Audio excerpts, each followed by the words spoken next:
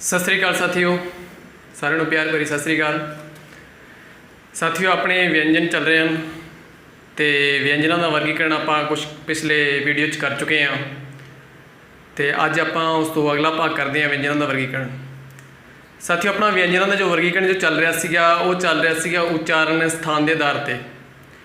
उच्चारण स्थान के आधार पर आप व्यंजनों का कुछ वर्गीकरण कर चुके थे, जिन्हों चो कंठी, तालवी, उल्ट जीभी इत्यादि कर चुके थे। वो एक छोटी जी एक लाइन होर जो रही हैगी वो मैं हुण इत्थे तुहाडे सामने लिखदा। एक वो चीज़ एक होर आउंदी साथियों कि जीभ तो उच्चारण दे आधार ते व्यंजन।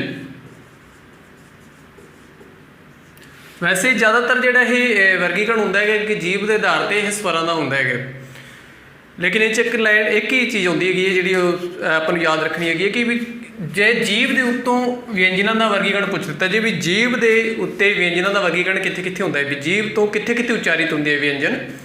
तो उहदे च आपां एक चीज़ ध्यान रखनी है कि जैसे जिवें आपां कहने हैं कि ये अपनी जीभ है, ठीक है। ये जीभ के तीन भाग हो जाएंगे, जिवें आप पिछले स्वरां दे विच देखा गया कि अगले स्वर, पिछले स्वर, विचकारले स्वर, उसी तरीके नाल इहदे विच भी तीन भाग हो जाते हैं भी अगले, विचकारले ते पिछले व्यंजन।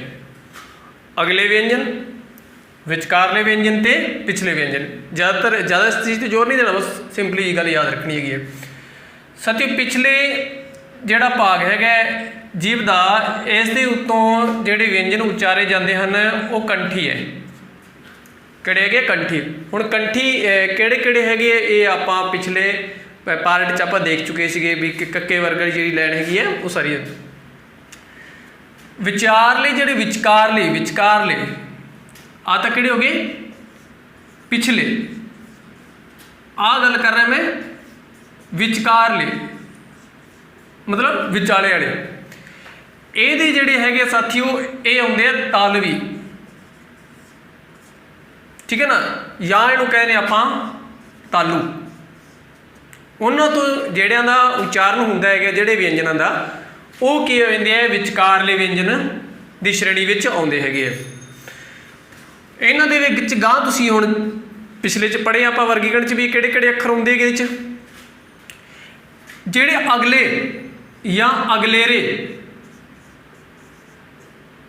व्यंजन हैगे है ये विच साथियों जिहड़े आउंदे हैगे है वो आउंदे हैगे है, एक तो आउंदे है दंती जिहड़े दंद तो बोले जाते है तै थे दे, ठीक है ना। एक आ जाते साथियों उल्ट जीभी, उल्ट जीभी। उल्ट जीभी कहने का भाव जिहड़े जीभ ते उल्टे उल्टे बोलेंगे जिवें टै ठै डै, ठीक है ना। इस तरीके आप हल्का जिहा थोड़ा याद रखना है कि बई आह जिहड़े हैगे है ये व्यंजन पिछले हैगे है, ठीक है ना, भी पिछले व्यंजन हैगे है। आ जिहड़े हैगे है ये विचकारले व्यंजन हैगे है, मतलब मध्यम विचाले वाले।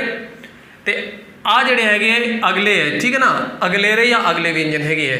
इन्हां दे विच जिहड़ी चीज़ याद रखनी हैगी है वो हैगी है भी आह इहदे च सिर्फ कंठी आउंदे है, इह च तालवी आउंदे है, ते इहदे च की आउंदे हैगे है उल्ट जीभी ते दंती आउंदे हैगे है। ये काहदे आधार ते है, ये जीभ तो उच्चारण के आधार पर है भी जो अपनी जीभ है उस जीभ के उत्ते किहड़ी थां तो व्यंजन का उच्चारण हो रहा है, ठीक है। एक चीज़ आ रही सर स्क्रीनशॉट वाला, स्क्रीनशॉट तुसीं लै सकदे हो, ठीक है ना जी पिंडों। उस तो अगे गल करते हैं, अगे चीज़ आउंदी हैगी है हुण इत्थे ऐसी लैन दे नाल अपना जिहड़ा उच्चारण स्थान के आधार पर जिहड़ा व्यंजनां दा जिहड़ा वर्गीकरण वो पूरा हुंदा है। ਜਦੋਂ मैं व्यंजनों का वर्गीकरण शुरू किया तो मैं तुहानूं कहा सी कि व्यंजनों का वर्गीकरण दो टाइप नाल हुंदा है। एक हुंदा है उच्चारण स्थान के आधार पर, एक हुंदा है उच्चारण ढंग के आधार पर। हुण अपना इत्थों शुरू हुंदा है साथियों उच्चारण ढंग के आधार पर, उच्चारण ढंग के आधार पर। दूसरा नंबर 2 ये है उच्चारण ढंग दे आधार ते व्यंजना दा वर्गीकरण। भी उच्चारण ढंग के आधार पर व्यंजन का वर्गीकरण किवें हुंदा है। हुण उच्चारण स्थान ते गल आपां नूं समझ आ गई, लेकिन उच्चारण ढंग की हुंदा है? उच्चारण ढंग की हुंदा है? आपां जदों स्टार्टिंग दे विच व्यंजनां दा वर्गीकरण शुरू कीता सी तां मैं तुहानूं दस्सिया सी भी 3 टाइप हैगे है। 3 टाइप किहड़े है? एक साह प्रणाली हैगी है, एक धुनी प्रणाली है, तो एक उच्चारण प्रणाली हैगी है। ਉਹਦੇ ਵਿੱਚ ਕੀ ਚੀਜ਼ ਤਾਂ ਆਪਣੀ ਗੱਲ ਆਈ ਸੀ ਕਿ ਵੀ ਜੋ ਫੇਫੜੇ ਹੈ, ਫੇਫੜਿਆਂ ਦੇ ਵਿੱਚੋਂ ਜਿਹੜੀ ਹਵਾ ਹੈ ਜਿਹਨੂੰ ਪੌਣ ਧਾਰਾ ਕਿਹਾ ਜਾਂਦਾ ਹੈਗਾ, ਉਹ ਪੌਣ ਧਾਰਾ ਉੱਤੇ ਨੂੰ ਪ੍ਰਭਾਵਿਤ ਹੁੰਦੀ ਹੈ ਤੇ ਸੁਰ ਤੰਤਰੀਆਂ ਦੇ ਵਿੱਚੋਂ ਜਾਂ ਨਾਦ ਤੰਤਰੀਆਂ ਦੇ ਵਿੱਚੋਂ ਹੁੰਦੀ ਹੋਈ ਉਹ ਕਿੱਥੇ ਆਉਂਦੀ ਹੈ? ਆਪਣੇ ਮੁੱਖ ਯੰਤਰ ਦੇ ਵਿੱਚ ਆਉਂਦੀ ਹੈਗੀ ਹੈ। ਹੁਣ ਇੱਥੇ ਉਚਾਰਨ ਢੰਗ ਦਾ ਮਤਲਬ ਇਹ ਹੈ ਕਿ ਜਿਹੜੀ ਪੌਣ ਦੀ ਜਿਹੜੀ ਧਾਰਾ ਆਉਂਦੀ ਹੈਗੀ ਹੈ ਉਹ ਆਪਣੇ ਉਚਾਰਨ ਸਥਾਨ ਦੇ ਉੱਤੇ ਆ ਕੇ ये आह सुर तंत्रियां भी शामिल हैं। इत्थे आके वो रुक के किस तरीके का उच्चारण करती, किहो जी ठल उहनूं पैंदी हैगी है, गां वो रुक के तुरदी है या सीधी प्रभावित होंदी हैगी, भी कुछ बाधा पैदा होंदी है कि नहीं होंदी। ये उहदा ढंग हैगा, एक तरीका हैगा, हर एक का अलग अलग है, एक वर्गीकरण है। हुण उच्चारण ढंग के आधार पर साथियों जिहड़ा मुख्य रूप से जिहड़ा वर्गीकरण हुंदा है वो करने लिए आप पहला लिखते हैं वर्णमाला। अपनी वर्णमाला दे विच उही वर्णमाला जो आप पढ़ते आ रहे हुण तक, भी दवा दवा लिखदा मैं उड़ा आड़ा ईड़ी ससा हाहा कक्का हक्खा गग्गा गग्गा निया चच्चा छच्छा जज्जा चज्जा नैया टैका ठट्ठा डड्डा टड्डा अनाणा तत्ता थत्था दद्दा तद्दा नन्ना पप्पा फफा बब्बा पब्बा मम्मा। इत्थों तक लिख देंगे, ठीक है ना। इत्थों तक गल करांगे, उस तो अगली जी कि उगां की गल होगी दी। हुण इहदे विच आ जिहड़े पहले 3 हैगे ये तां इत्थों ही हटा दिंदे हैगे, क्योंकि की हैगे है सुर हैगे है। आपां व्यंजनां दा वर्गीकरण पढ़ रहे हैं, इहदे खातर इन्हां तीनों नूं पहलां हटा दित्ता जांदा है। हुण गल आउंदी है कि उच्चारण ढंग के आधार पर फिर वर्गीकरण किवें हुंदा है। उच्चारण ढंग के आधार पर साथियों वर्गीकरण 2 टाइप नाल हुंदा है। पहला जिहड़ा टाइप इहदे च आउंदा है उहनूं कहा जांदा है डकवीं व्यंजन। किहड़े व्यंजन? डकवीं व्यंजन। हुण डकवीं व्यंजन का मतलब की हुंदा है कि जदों फेफड़ियां दे विचों निकलण वाली पौण धारा या हवा कह लो वो उच्चारण स्थान ते आके एकदम रुक के झटके नाल बाहर निकलती हैगी है। जिन्हां अखरां दे विच वो सारे दे सारे की है डकवीं व्यंजन हुंदे है, मतलब डक ला के धक्के नाल एक झटके दे नाल ये सारे डकवीं व्यंजन दी श्रेणी दे विच आउंदे हैगे। हुण डकवीं व्यंजन हुंदे किहड़े किहड़े हैगे आ? डकवीं व्यंजन साथियों हर वर्ग दा पहला दूजा ते तीजा जिहड़ा वर्ण है, पहला दूजा ते तीजा जिहड़ा वर्ण है वो किहदी श्रेणी विच आउंदा है? डकवीं व्यंजन की श्रेणी दे विच आउंदा हैगा। ज़्यादा मैं इत्थे परिभाषा ते जोर नहीं दे रहा, मैं तुहानूं सिर्फ अखर याद कराउण की कोशिश कर रहा भी किहड़े किहड़े हैगे जो अपने परीक्षा के दृष्टि नाल उपयोगी हुंदे है। हुण इहदे च आपां देख लिया कि इहदे च भैया पहली इन्नी लाइन आ गई, ठीक है जी। आह जिहड़े पहले जिहड़े हर एक वर्ग का जिहड़े पहले 3 अखर हैगे है, कै खै गै कह लो, चच्चा छच्छा जज्जा कह लो, भावें टैका ठट्ठा डड्डा कह लो, तत्ता थत्था दद्दा पप्पा फफा बब्बा, ये सारे की हैगे है डकवीं व्यंजन हैगे। फिर कहूँगी सारा जिहड़े पिछले जिहड़े 2 लाइनां बच गईयां इन्हां दे विच साथियों ये जिहड़े आ जांदे हैगे ये ऐ डकवीं व्यंजनां दी श्रेणी विच आउंदे हैगे। किहड़े? ऐ डकवीं श्रेणी, ऐ डकवीं व्यंजन जिहड़े पिछले हैगे। लेकिन ये पिछलियां दे विच भी एक चक्कर है जिहड़ा तुहानूं दस्सां मैं कि जिहड़ी आ चौथी जिहड़ी लाइन हैगी आह कहना भाव प्रत्येक वर्ग की जिहड़ी चौथी जिहड़ा अखर है गग्गा है, झज्जा है, ढड्डा है, थित्था है, भब्बा है, ये जिहड़ा ਇਹ परंपरागत रूप ਦੇ ਵਿੱਚ ਵਰਨਮਾਲਾ ਦੇ ਵਿੱਚ ਤਾਂ ਹੈ, ਲੇਕਿਨ ਜਦੋਂ ਵਿਅੰਜਨਾਂ ਦਾ ਵਰਗੀਕਰਨ ਕੀਤਾ ਜਾਂਦਾ ਹੈਗਾ ਤਾਂ ਇਹਨਾਂ ਨੂੰ ਸ਼ਾਮਿਲ ਨਹੀਂ ਕੀਤਾ ਜਾਂਦਾਗਾ। ਇਹਨਾਂ ਦਾ ਵਿਅੰਜਨਾਂ ਦੇ ਵਿੱਚ ਵਰਗੀਕਰਨ ਤੇ ਇਹਨਾਂ ਨੂੰ ਨਹੀਂ ਰੱਖਿਆ ਜਾਂਦਾਗਾ। ਉਦੋਂ ਜਿਹੜੀ ਪਿਛਲੀ ਲਾਈਨ ਹੈਗੀ ਹੈ ਉਹ ਆਪਾਂ ਪਿੱਛੇ ਪੜ੍ਹ ਚੁੱਕੇ ਹਾਂ, ਉਹ ਨਾਸਕੀ ਵਿਅੰਜਨ ਹੈਗੇ ਆ ਜਿਹੜੇ ਨੱਕ ਰਾਹੀਂ ਬੋਲੇ ਜਾਂਦੇ ਹੈਗੇ ਆ, ਠੀਕ ਹੈ ਨਾ। ਉਹਨਾਂ ਨੂੰ ਕਿਹਦੇ 'ਚ ਰੱਖਿਆ ਜਾਂਦਾ ਹੈਗਾ? ਇਹ ਡਕਵੀਂ ਵਿਅੰਜਨਾਂ ਦੀ ਸ਼੍ਰੇਣੀ ਦੇ ਵਿੱਚ ਰੱਖਿਆ ਜਾਂਦਾ ਹੈ। ਵੀ ਕਹਿਣਾ ਮਤਲਬ ਡਕਵੇਂ 'ਚ ਨਾਸਕਾ ਜਿਹੜੇ ਨੱਕ ਨਾਲ ਬੋਲੇ ਜਾਂਦੇ ਉਹਨਾਂ ਨੂੰ ਬਾਹਰ ਕਰ ਦਿੱਤਾ ਜਾਂਦਾ ਹੈਗਾ, ਉਹ ਇਹਨਾਂ ਦੀ ਬਰਾਦਰੀ 'ਚੋਂ ਬਾਹਰ ਹੋ ਜਾਂਦੇ ਹੈਗੇ। ਆਹ ਚੌਥੇ ਜਿਹੜੇ ਵਿਚਾਰੇ ਹੈਗੇ ਆ ਇਹਨਾਂ ਨੂੰ ਨਾ ਇਹ ਨਾ ਉੱਧਰ ਦੇ ਨਾ ਇੱਧਰ ਦੇ, ਨਾ 3 ਦੇ ਨਾ 13 ਦੇ, ਇਹਨਾਂ ਨੂੰ ਕਿੱਧਰ ਵੀ ਨਹੀਂ ਰੱਖਿਆ ਜਾਂਦਾ ਗਾ। ਇਹਨਾਂ ਦਾ ਜਿਹੜਾ ਵਰਗੀਕਰਨ ਉਹ ਨਹੀਂ ਕੀਤਾ ਜਾਂਦਾ ਗਾ। ਲੇਕਿਨ ਉਹੀ ਗੱਲ ਹੈ ਕਿ ਪਰੰਪਰਾਗਤ ਰੂਪ ਦੇ ਵਿੱਚ ਕਈ ਵਾਰੀ ਕੀ ਹੁੰਦਾ ਹੈ ਕਿ ਆਪਾਂ ਜਿਹੜੇ ਰਾਜਸਥਾਨ ਦੇ ਜਿਹੜੇ ਸਟੂਡੈਂਟਸ ਆ ਉਹਨਾਂ ਦਾ ਬੈਕਗਰਾਊਂਡ ਜ਼ਿਆਦਾ ਹਿੰਦੀ ਨਾਲ ਟੱਚ ਹੁੰਦਾ ਹੈਗਾ, ਉਹ ਉਹਨਾਂ ਨੂੰ ਉਸੇ ਕ੍ਰਮ ਦੇ ਅਨੁਸਾਰ ਯਾਦ ਵੀ ਰੱਖਦੇ ਹੈਗੇ ਕਿ ਪਹਿਲਾ ਦੂਜਾ ਤੀਜਾ ਚੌਥਾ ਪੰਜਵਾਂ ਉਹਦੇ ਵਿੱਚ ਆਉਂਦਾ ਹੈਗਾ, ਪਹਿਲਾ ਤੀਜਾ ਪੰਜਵਾਂ ਉਹ 'ਚ ਆਉਂਦਾ ਹੈਗਾ। ਉਸ ਤਰੀਕੇ ਨਾਲ ਉਹਨੂੰ ਯਾਦ ਰੱਖਿਆ ਜਾ ਸਕਦਾ ਹੈਗਾ, ਲੇਕਿਨ ਉਹਦਾ ਵਰਗੀਕਰਨ ਚੌਥੇ ਦਾ ਨਹੀਂ ਹੁੰਦਾ ਗਾ। ਆਪਾਂ ਇੱਥੇ ਗੱਲ ਕਰਨੇ ਪਹਿਲਾਂ ਸਿਰਫ ਡਕਵੇਂ ਵਿਅੰਜਨਾਂ ਦੀ, ਵੀ ਡਕਵੇਂ ਦੇ ਵਿੱਚ ਕਿਹੜੇ ਕਿਹੜੇ ਆ ਜਾਂਦੇ ਹੈਗੇ ਆ। ਮੈਂ ਇੱਕ ਵਾਰੀ ਮਿਟਾ ਰਿਹਾ ਹੈਗਾ, ਇਹਨੂੰ ਬਾਅਦ 'ਚ ਕਰਾਂਗੇ ਆਪਾਂ। ਡਕਵੇਂ ਦੇ ਵਿੱਚ ਸਾਥੀਓ ਦੋ ਤਰ੍ਹਾਂ ਦੇ ਵਰਗੀਕਰਨ ਮੁੱਖ ਤਰੀਕੇ ਨਾਲ ਆਉਂਦੇ ਹੈਗੇ। ਡਕਵੇਂ ਦੇ ਵਿੱਚ ਦੋ ਤਰੀਕੇ ਦੇ ਵਰਗੀਕਰਨ ਆਉਂਦੇ ਹੈਗੇ। ਆਪਾਂ ਕਰਦੇ ਕਿਹੜੇ ਕਿਹੜੇ? ਹੁਣ ਆਪਾਂ ਯਾਦ ਰੱਖਣਾ ਹੈ ਕਿ ਆਪਾਂ ਕੀ ਪੜ੍ਹ ਰਹੇ ਹਾਂ? ਆਪਾਂ ਪੜ੍ਹ ਰਹੇ ਹਾਂ ਡਕਵੇਂ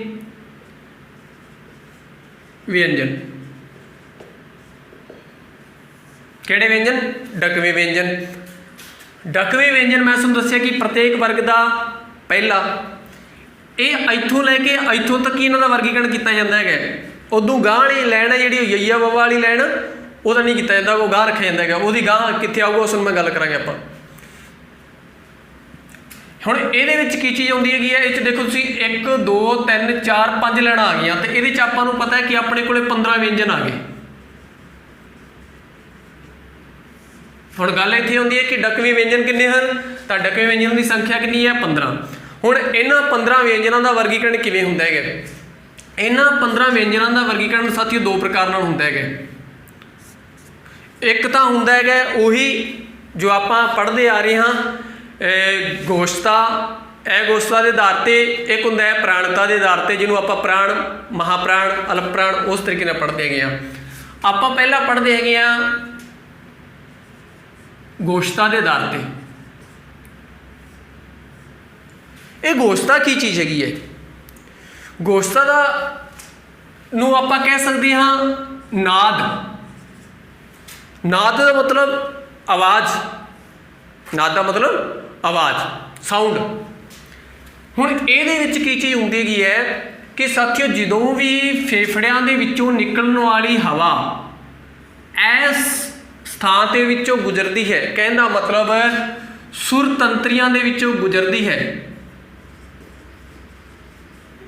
ਜਾਂ ਇਹਨੂੰ ਤੁਸੀਂ ਨਾਦ ਤੰਤਰੀਆਂ ਵੀ ਕਹਿ ਸਕਦੇ ਹੋ। ਜਦੋਂ ਇਹਦੇ ਵਿੱਚ ਹੀ ਗੁਜ਼ਰਦੀ ਹੈ ਤਾਂ ਇਹ ਸੁਰ ਤੰਤਰੀਆਂ ਕੁਝ ਵਰਨਾਂ ਦੇ ਜਾਂ ਕੁਝ ਵਿਅੰਜਨਾਂ ਦੇ ਉਚਾਰਨ ਦੇ ਸਮੇਂ ਭੀੜੀਆਂ ਹੋ ਜਾਂਦੀਆਂ ਹਨ ਤੇ ਕੁਝ ਦੇ ਸਮੇਂ ਖੁੱਲੀਆਂ ਹੋ ਜਾਂਦੀਆਂ ਹਨ।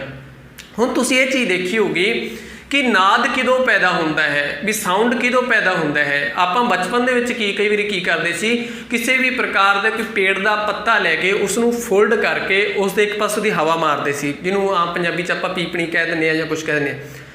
ਉਹ ਸਾਊਂਡ ਉਦੋਂ ਹੀ ਪੈਦਾ ਹੁੰਦਾ ਸੀਗਾ ਜਦੋਂ ਉਸ ਨੂੰ ਟਾਈਟ ਕਰਕੇ ਇੱਕ ਦੂਜੇ ਨਾਲ ਭਿੜਾ ਕੇ ਹਵਾ ਟਪਾਈ ਜਾਂਦੀ ਸੀਗੀ।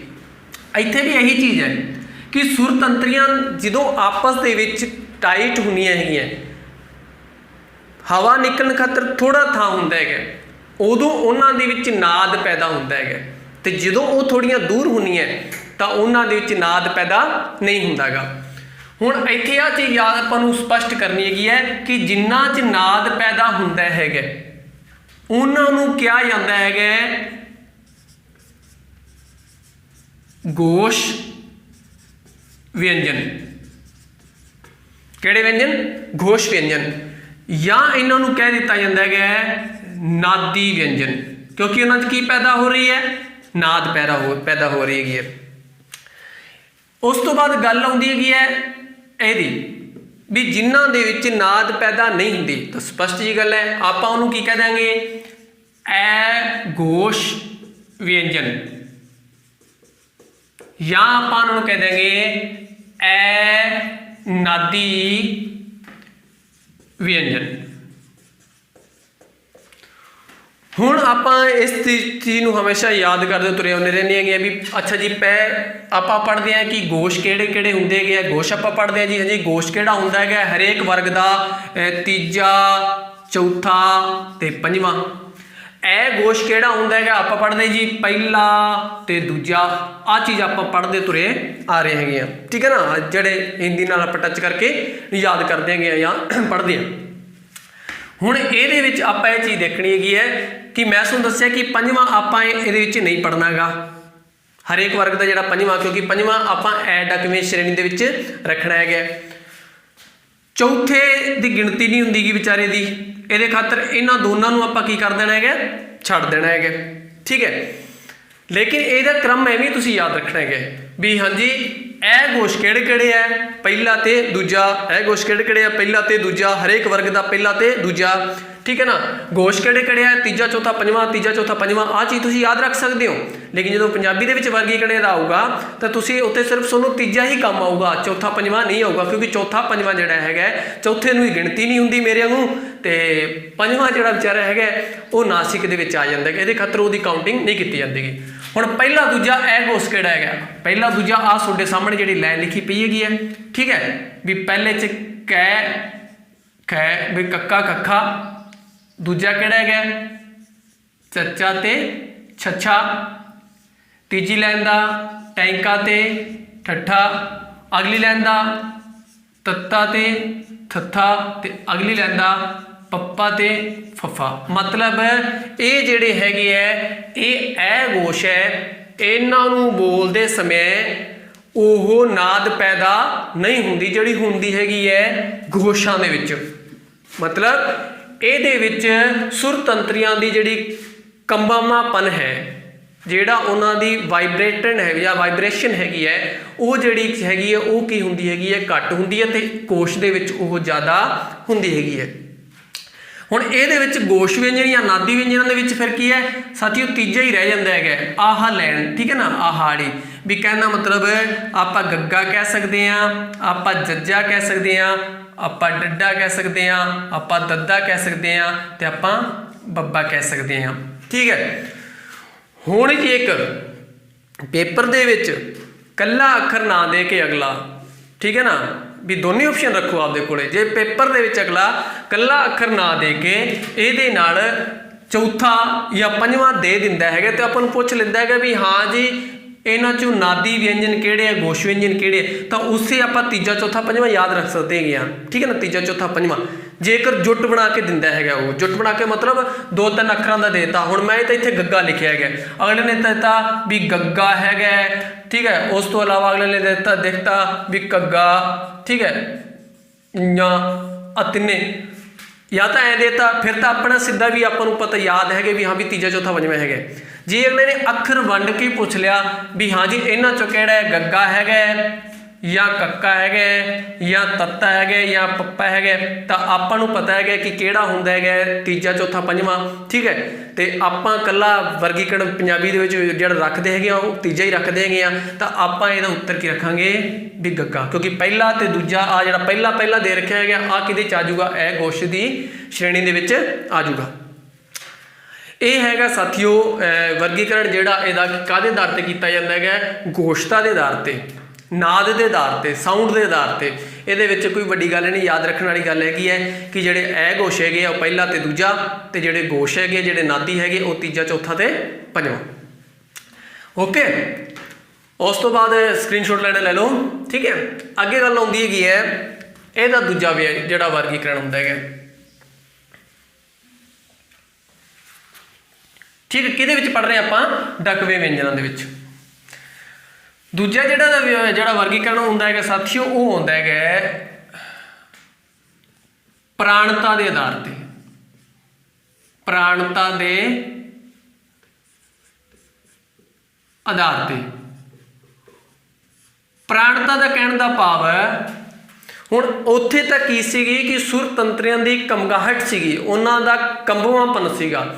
ਲੇਕਿਨ ਇੱਥੇ ਕੀ ਚੀਜ਼ ਹੈਗੀ ਹੈ, ਪ੍ਰਾਣਤਾ। ਪ੍ਰਾਣਤਾ ਕਹਿਣ ਦਾ ਭਾਵ ਕਿ ਫੇਫੜਿਆਂ ਦੇ ਵਿੱਚੋਂ ਜਿਹੜੀ ਆਉਣ ਵਾਲੀ ਪੌਣ ਧਾਰਾ ਹੈ, ਪੌਣ ਧਾਰਾ ਕਹਿੰਦਾ ਮਤਲਬ ਜਿਹੜੀ ਹਵਾ ਹੈ, ਉਹ ਸੁਰ ਤੰਤਰੀਆਂ ਦੇ ਅੱਗੇ ਉਚਾਰਨ ਸਥਾਨ ਤੱਕ ਆਉਂਦੇ ਹੋਏ ਉਹਨਾਂ ਦੀ ਮਿਕਦਾਰ ਕੀ ਹੈ, ਮਿਕਦਾਰ ਦਾ ਕਹਿਣ ਦਾ ਮਤਲਬ ਮਿਣਤੀ ਕੀ ਹੈ, ਕਿੰਨੀ ਮਾਤਰਾ ਹੈ, ਥੋੜੀ ਹੈ ਜਾਂ ਘੱਟ ਹੈ, ਉਹਨਾਂ 'ਚ ਪ੍ਰਾਣਤਾ ਕਿੰਨੀ ਹੈਗੀ ਹੈ, ਉਹਦੇ ਆਧਾਰ 'ਤੇ ਇਹ ਵਰਗੀਕਰਨ ਕੀਤਾ ਜਾਂਦਾ ਹੈਗਾ। ਪ੍ਰਾਣਤਾ ਦੇ ਆਧਾਰ 'ਤੇ ਵਿਅੰਜਨਾਂ ਦਾ ਵਰਗੀਕਰਨ। ਇਹਦੇ ਵਿੱਚ ਵੀ ਦੋ ਹੀ ਚੀਜ਼ਾਂ ਆਉਣੀਆਂ ਹੈਗੀਆਂ, ਉਹੀ ਜੋ ਆਪਾਂ ਪੜ੍ਹਦੇ ਆ ਰਹੇ ਹਾਂ ਕਿ ਇੱਕ ਤਾਂ ਹੁੰਦੇ ਹੈਗੇ ਸਾਥੀਓ ਮਹਾਪ੍ਰਾਣ, ਮਹਾਪ੍ਰਾਣ ਵਿਅੰਜਨ।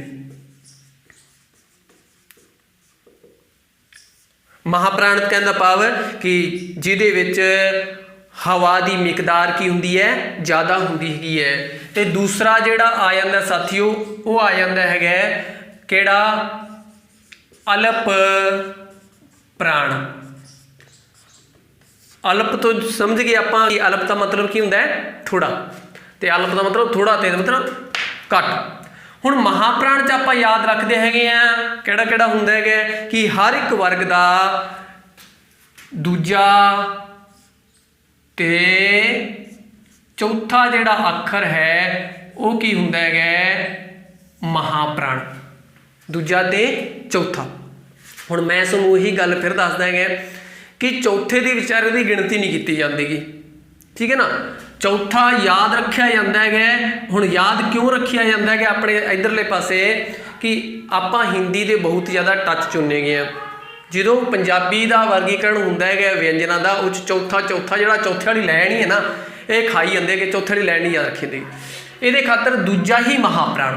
ਹੁਣ ਦੂਜੇ ਦੇ ਵਿੱਚ ਆਪਾਂ ਸਿਰਫ ਇੱਕ ਦੂਜਾ ਹੀ ਯਾਦ ਰੱਖਾਂਗੇ, ਯਾਦ ਰੱਖਣ ਖਾਤਰ ਆਪਾਂ ਦੂਜਾ ਤੇ ਚੌਥਾ ਦੋਨੇ ਰੱਖਾਂਗੇ ਵੀ ਦੂਜਾ ਤੇ ਚੌਥਾ ਮਹਾਪ੍ਰਾਣ ਹੈ। ਲੇਕਿਨ ਪੰਜਾਬੀ ਦੇ ਵਰਗੀਕਰਨ ਦੇ ਵਿੱਚ ਆਪਾਂ ਨੂੰ ਦੂਜਾ ਹੀ ਯਾਦ ਰੱਖਣ ਦੀ ਜ਼ਰੂਰਤ ਹੈ ਵੀ ਦੂਜਾ ਹੀ ਜਿਹੜਾ ਹੈਗਾ ਉਹ ਮਹਾਪ੍ਰਾਣ ਹੈਗਾ।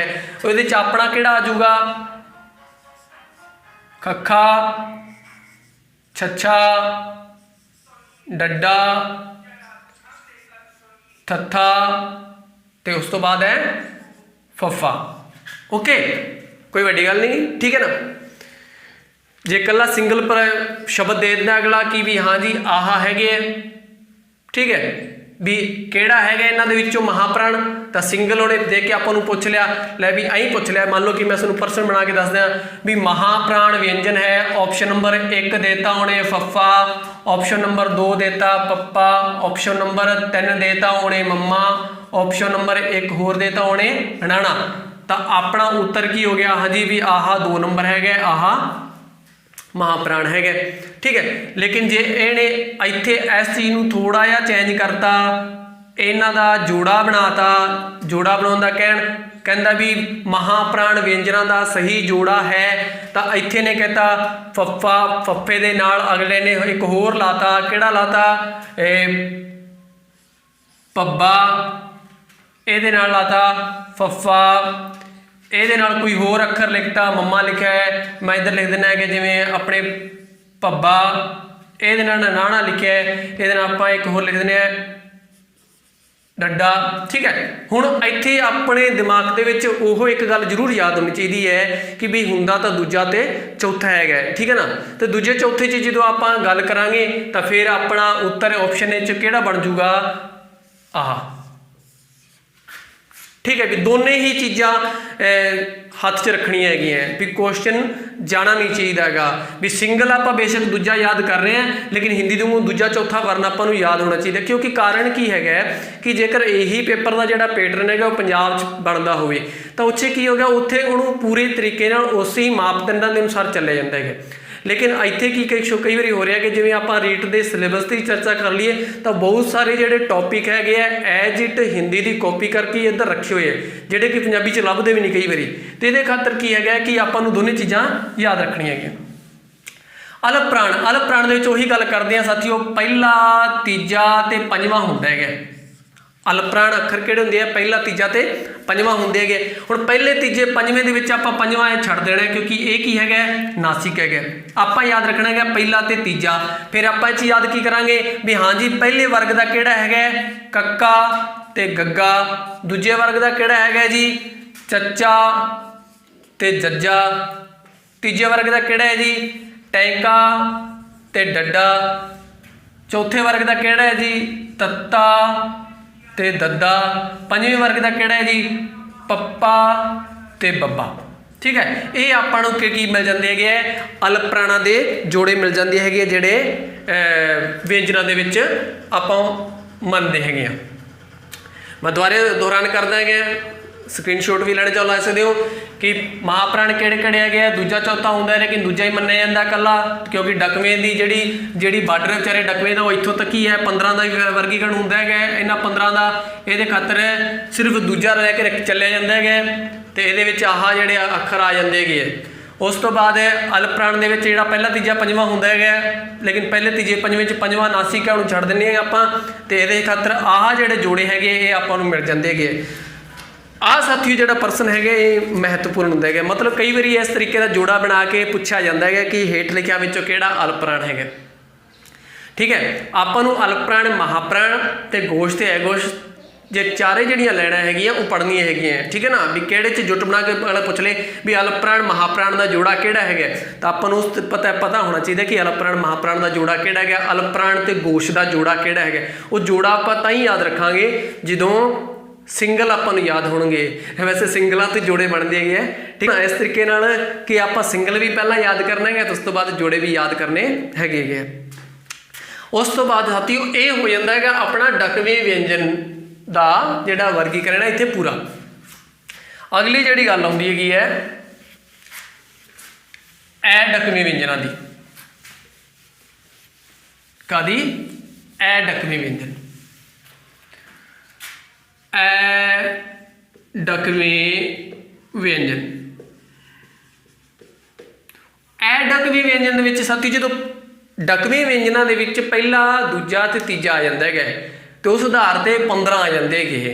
ठीक है, तो ये की चीज़ होंगी है कि वही मैसेज कि हवा का जोड़ा वेग है रुकता है तो एक धक्का मार के गा जाता है, मतलब अपने उच्चारण स्थान तो बाहर निकलता है। लेकिन डकवें ये चीज़ नहीं होंगी। डकवें धक्का नहीं वजदा, हवा नूं सुभाविक रूप से उन्होंने किसी प्रकार की रुकावट नहीं होंगी तो वो सारे वर्ण जोड़े है जोड़े व्यंजन उन्हों का उच्चारण हो जाता है। ये डकवे व्यंजन के आउंदे हैगे। ये साथियों वो अल्प प्राण महाप्राण इत्यादि वो ये है नहीं गे। ये की चीज़ आ जाती है, नंबर 1 आ जाती है। वैसे मैं तुहानूं पहला स्टार्टिंग भी दस चुकिया सीगा, ये पहले आ जाते हैं साथियों नासिक। नासिक व्यंजन।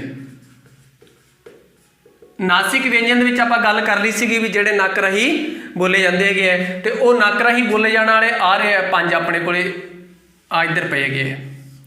ठीक है, किहड़ा किहड़ा? ञा, अणाणा, सॉरी नैया, अणाणा, नन्ना ते मम्मा। ये अपने कोले किन्ने हो जाते हैं? 5। हुण इत्थे गल याद रखनी है कि 5 नासिक भी हैगे है ते डकवे व्यंजन भी हैगे है। ठीक है जी, डकवे नहीं डकवे व्यंजन हैगे है। उस तो इलावा आ जाती है साथियों पार्श्विक व्यंजन। पार्श्विक व्यंजनों के पहले दिन गल की सी। पार्श्विक व्यंजन वो व्यंजन जिन्होंने बोलते समय जीभ के दोनों पासों की हवा टप जाए। ठीक है ना, एक तो होंदा लल्ले पैर बिंदी, एक होंदा सीधा लल्ला। ये दोनों की होंगे पार्श्विक होंगे है। ठीक है ना, इन्हों के जीभ के दोनों तरफों की हवा क्रॉस होंगी है। तीजा ये जी श्रेणी आ जाती है साथियों वो आ जाती है एक अर्ध स्वरां की। अर्ध स्वर के किहड़े किहड़े आ जाते हैं? यईया ते वावा आ 2 आ जाते हैं। उस तो इलावा साथियों एक चीज़ होर आ जाती है ये वो आ जाती है संघर्षी व्यंजन। संघर्षी के साथियों पहला तो आ उत्ते जो दोनों बैठे हैं भरा। ठीक है ना, आ दोवें भरा च आ जाते है। कहना मतलब सस्सा ते हाहा। उस तो इलावा साथियों जोड़े बाकी जोड़े आप पैरी बिंदी पाने जिन्हों के वो आ जाते हैं ਸੱਸੇ ਪੈਰ ਬਿੰਦੀ ਆ ਜਾਂਦੀ ਹੈ, ਖੱਖੇ ਪੈਰ ਬਿੰਦੀ ਆ ਜਾਂਦੀ ਹੈ, ਉਸ ਤੋਂ ਇਲਾਵਾ ਜੱਜੇ ਪੈਰ ਬਿੰਦੀ ਆ ਜਾਂਦੀ ਹੈ, ਠੀਕ ਹੈ ਨਾ। ਫੱਫੇ ਪੈਰ ਬਿੰਦੀ ਆ ਜਾਂਦੀ ਹੈ ਤੇ ਗੱਗੇ ਪੈਰ ਬਿੰਦੀ ਆ ਜਾਂਦੀ ਹੈ, ਆ ਜਾਂਦੇ ਹੈ। ਲੱਲੇ ਪੈਰ ਬਿੰਦੀ 'ਚ ਨਹੀਂ ਹੁੰਦੀ ਕਿਉਂਕਿ ਲੱਲਾ ਪੈਰ ਬਿੰਦੀ ਆ ਉੱਤੇ ਆ ਗਿਆ ਹੈਗੇ। ਆ ਸੰਘਰਸ਼ੀ ਵਿਅੰਜਨ ਵੀ ਇਹਦੇ ਵਿੱਚ ਆ ਜਾਂਦੇ ਹਨ, ਠੀਕ ਹੈ ਸਾਥੀਓ। ਇਸ ਤਰੀਕੇ ਨਾਲ ਇਹ ਜਿਹੜੀ ਚਾਰੇ ਚੀਜ਼ਾਂ ਹੈਗੀਆਂ ਇਹ ਕਿਹਦੇ 'ਚ ਆ ਜਾਂਦੀਆਂ ਹੈਗੀਆਂ, ਇਹ ਢੁਕਵੇਂ ਵਿਅੰਜਨਾਂ ਦੀ ਸ਼੍ਰੇਣੀ ਦੇ ਵਿੱਚ ਆ ਜਾਂਦੀਆਂ ਹੈਗੀਆਂ। ਇਹ ਹੋ ਗਈਆਂ ਆਪਣੀਆਂ ਸਾਥੀਓ ਵਿਅੰਜਨ ਲਗਭਗ ਇੱਥੇ ਕੰਪਲੀਟ ਹੋ ਗਏ ਹੈਗੇ ਹੈ, ਠੀਕ ਹੈ ਨਾ। ਵਿਅੰਜਨਾਂ 'ਚ ਕੋਈ ਚੀਜ਼ ਨਹੀਂ ਰਹੀ। ਆਪਣੇ ਵਿਅੰਜਨਾਂ ਦੇ 3 ਭਾਗ ਹੋ ਗਏ ਕਿ ਵਿਅੰਜਨ ਪੂਰੇ ਆਪਣੇ ਇੱਥੇ ਵਿਅੰਜਨ ਆਪਾਂ ਹੁਣ ਵਿਅੰਜਨਾਂ ਨੂੰ 2 ਭਾਗਾਂ ਵਿੱਚ ਵੰਡ ਕੇ ਕਰ ਲਿਆ। ਇੱਕ ਤਾਂ ਢੁਕਵੇਂ ਵਿਅੰਜਨ ਜਿਹਨਾਂ ਦੀ ਸੰਖਿਆ ਕਿੰਨੀ ਹੈਗੀ ਹੈ 15 ਹੈਗੀ ਹੈ, ਤੇ ਉਹਨਾਂ ਨੂੰ ਆਪਾਂ ਕਾਹਦੇ ਆਧਾਰ 'ਤੇ ਵੰਡ ਲਿਆ, ਪ੍ਰਾਣਤਾ ਦੇ ਆਧਾਰ 'ਤੇ ਤੇ ਗੋਸ਼ਟਤਾ ਦੇ ਆਧਾਰ 'ਤੇ। 2 ਪ੍ਰਕਾਰ 'ਤੇ ਹੋ ਗਏ। ਉਹਨਾਂ 'ਚ ਤੁਸੀਂ ਉਹਨਾਂ ਨੂੰ ਯਾਦ ਕਰ ਸਕਦੇ ਹੋਗੇ ਅੱਖਰਾਂ ਨੂੰ ਨੋਟ ਕਰਕੇ। ਇਹਦੇ ਵਿੱਚ ਆ ਜਾਂਦੇ ਸਾਥੀਓ ਇਹ ਢੁਕਵੇਂ ਦੇ ਵਿੱਚ ਆਹੀ ਚੀਜ਼ਾਂ ਆਉਂਦੀਆਂ ਹੈਗੀਆਂ ਜਿਹੜੀਆਂ ਤੁਹਾਡੇ ਸਾਹਮਣੇ ਲਿਖੀਆਂ ਹੋਈਆਂ ਹੈਗੀਆਂ। ਸਕਰੀਨਸ਼ਾਟ ਤੁਸੀਂ ਲੈ ਸਕਦੇ ਹੋ, ਠੀਕ ਹੈ ਨਾ। ਤੇ ਹੁਣ ਇਸ ਸਮੇਂ 'ਤੇ ਅਗਲਾ ਟੌਪਿਕ ਫਿਰ ਲੈ ਕੇ ਹਾਜ਼ਰ ਹੁੰਦੇ ਹਾਂ। ਜੈ ਹਿੰਦ, ਜੈ ਭਾਰਤ।